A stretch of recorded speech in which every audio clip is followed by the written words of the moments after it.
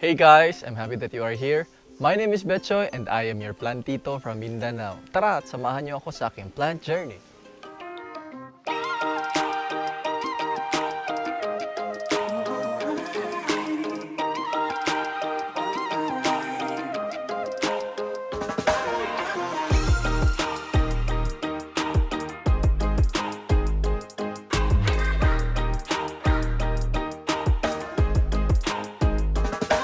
Para sa mga bago lang sa ating channel, please don't forget to subscribe and pakiclick na rin po ng bell notification para maging updated kayo sa mga latest videos ng Bechoy Vlog.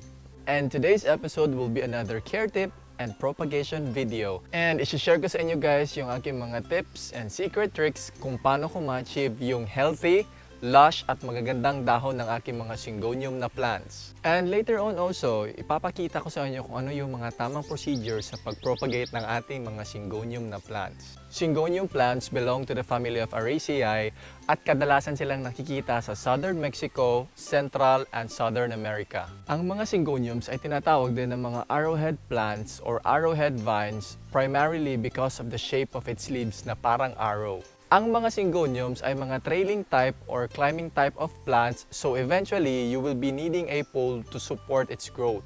Pero naman kapag gusto mo na maging lush lang sila at hindi sila humahaba, then you have to prune them regularly. There are more than 30 species of syngoniums and so far meron akong 5 sa aking collection.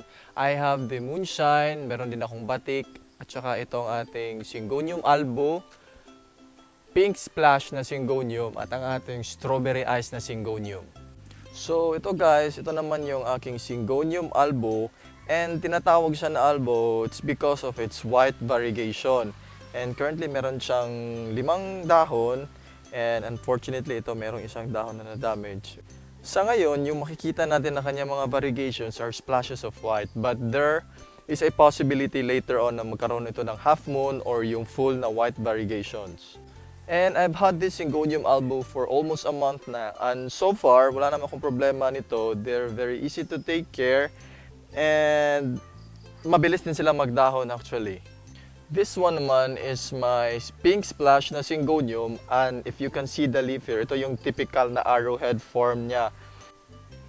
And I've had this one for more than a month na. And if you can see it guys, meron siya mga damages sa kanyang leaves. Kasi kinain ito ng mga uod. At ito din guys, papakita ko sa inyo, nag-uumpisa na siyang mag-trail, mahaba na siya dito. And then this is its newest leaf. When it starts, medyo konti pa lang yung makikita natin ng mga pink color sa kanyang dahon. But then eventually, as the plant matures, madodominate na ng color pink yung ating mga dahon. At ito naman guys, ang aking strawberry ice na syngonium. At isa ito sa mga favorite ko na aking mga syngonium na plants. And I could still remember that I got this one last November. And I bought this at the price of 200 pesos. At first, I got confused kung ano talaga yung ID nito. Kasi parang na-confuse ako if strawberry ice or albo. Kasi yun nga, may mga albo variegations din siya, just like what you see here. But then eventually, na-realize ko na iba pala yung form ng leaves kapag syngonium albo. So this one, this is identified as strawberry ice. Kaya naging favorite ko ito guys kasi ang ganda na kanyang mga variegations. Meron siyang nagka-half moon dito, tsaka may mga partial. And also later on, ito yung ipopropagate natin na ating syngonium. Kasi isa na itong mother plant. And kayo din guys, ano ba yung mga syngoniums na nasa mga collections nyo? Baka pwede nyo namang ma-share sa ating comment box. Ang mga syngoniums ay isa sa mga nauuso mga houseplants na inaalagaan ngayon kasi they're very easy to care, mabilis na din silang paramihin, and of course, they are relatively affordable as compared to the philodendrons and anthurium na mga plants. Highly recommended din ang mga syngoniums para sa mga kakaumpisa lang mag-collect ng mga plants or yung mga plant beginners pa lang. Ang ating mga syngonium na mga plants, they can actually thrive in both outdoors and indoors. Pero dapat maging careful lang tayo guys when putting them indoors kasi they are toxic na mga plants to both animals and humans. And if they are ingested, they might cause gastric irritations or yung pananakit ng tiyan or vomiting or ang pagsusuka. Isa sa mga magagandang qualities na nagustuhan ko sa mga syngoniums is of course yung kanyang unique na arrowhead shapes na mga dahon. And also, what I really like about the Syngonium plants is yung iba't ibang colors, yung mga variegations, which makes it more attractive and stand out amongst other plants. And for our care tips today, i-divide lang natin into 4 parts. The first one would be the lighting requirement, second would be the watering, third would be the soil mix, and fourth would be the fertilizer being used. So let's first talk about the lighting requirement of these plants. Ang mga Syngonium na plants, they can thrive in medium to low light na mga areas. So pwede talaga silang ilagay indoors, and that would mean pwede silang ilagay natin sa kwarto or sa mga dining area or even sa bathroom na kung saan low yung ating light. But for my Syngoniums, I place them outdoors para ma-maximize ko yung kanyang potential growth, and also mas nagiging matingkad yung kanilang mga kulay when they get ample supply of light. At para naman sa mga Syngoniums natin na nakalagay indoors, you may place them near the windows para naman may steady supply of light. And much better than if may labas natin sila siguro once in a week para naman makakuha sila ng natural lighting. Kung sa indoor naman nakalagay yung ating mga Syngonium na mga plants, you can also use grow lights para naman ma-supplement yung kanyang lighting requirement. Malalaman naman natin guys kung kulang na yung lighting na natatanggap ng ating mga Syngoniums if they start to grow very slow na, nagiging maliit na yung mga dahon, or mas nagiging dull or pale na yung color ng mga dahon. And if you see these signs, immediately i-expose natin sila sa good source of light. Anyways, mabilis lang naman makarecover yung ating mga Syngonium na mga plants. Kaya dapat maging keen talaga tayo in observing yung ating mga plants every time they show signs of distress. And for my Syngonium na albo and strawberry eyes, I also make sure that they get the morning sunlight that they require para mas maging maganda yung kanyang mga variegation. So that's morning sunlight up to 8 a.m.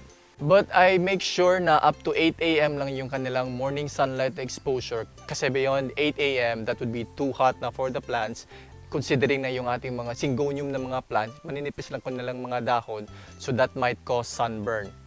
At malalaman naman natin yung mga plants natin kung nasa sunburn na, kung meron na tayong makikita mga brown spots or yung mga butas-butas sa gitna ng ating mga dahon. Na-notice ko kasi guys, especially with my strawberry eyes na Syngonium, there was a time kasi na nakatago lang sila, wala silang masyadong exposure sa morning sunlight. Medyo kukonti lang yung mga variegations sa kanilang mga dahon. And if you can see here, yung may mga dahon siya dito ng mga luma na nasa ilalim, ito yung medyo color green pa lang yung mga colors. So wala talaga masyadong variegations na lumabas.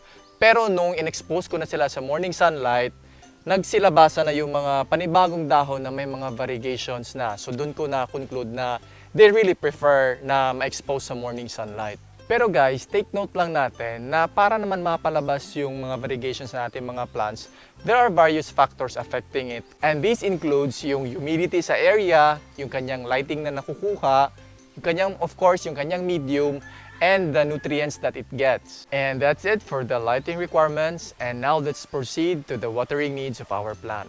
Syngoniums are moist-loving plants, so gusto nila na medyo moist yung kanilang medium or lupa. Mabilis silang mag-react to overwatering, so just make sure na hindi sila mag-sit in sa basang lupa ng matagal kasi mabilis silang mag-root rot.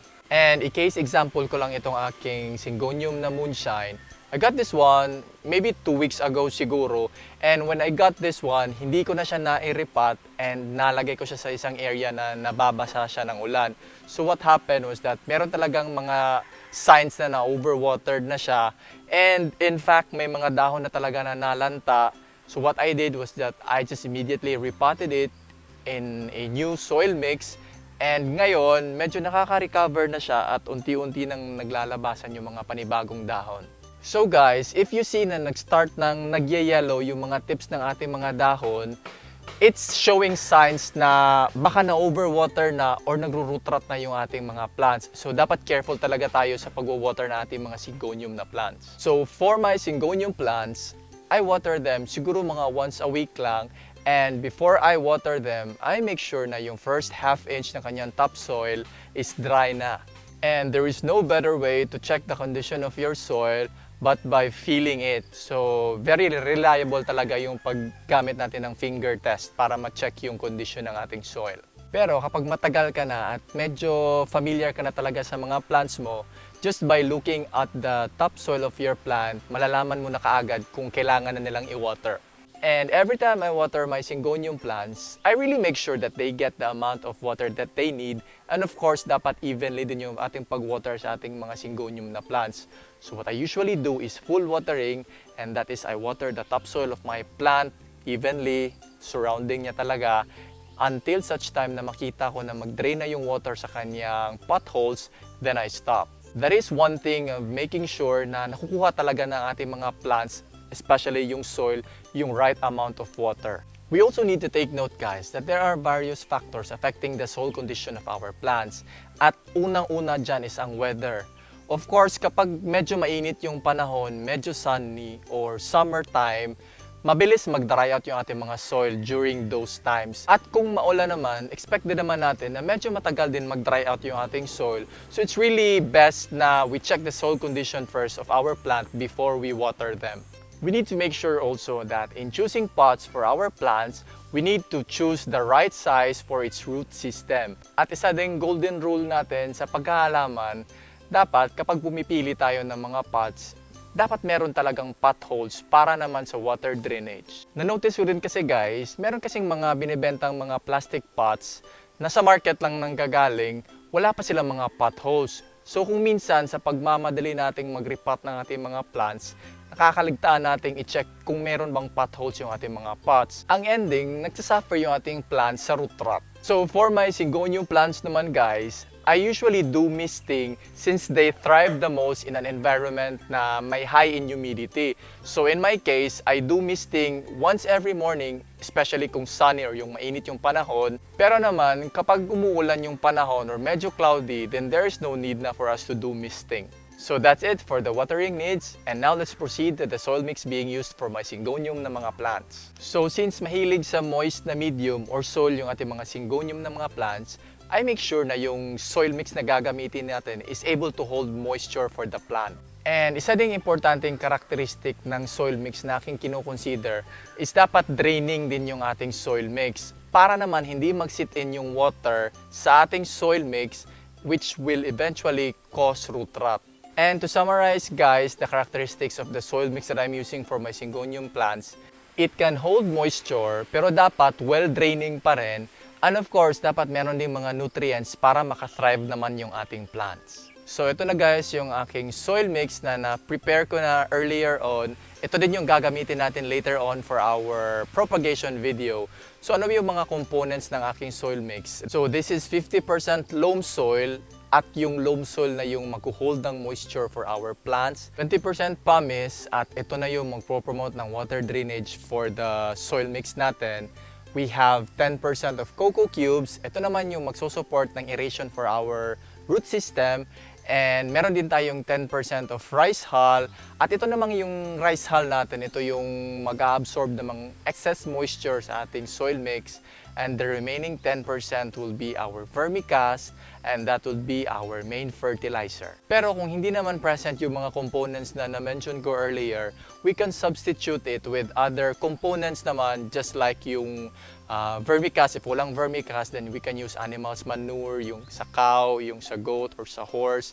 And for the pumice naman, kung walang present na pumice, you can use perlites or yung mga small stones or pebbles. For the cocoa cubes naman, you can use dried tree barks as an alternative. So that's it for our care tips for our Syngonium plants guys. We may now proceed to the propagation part of our video.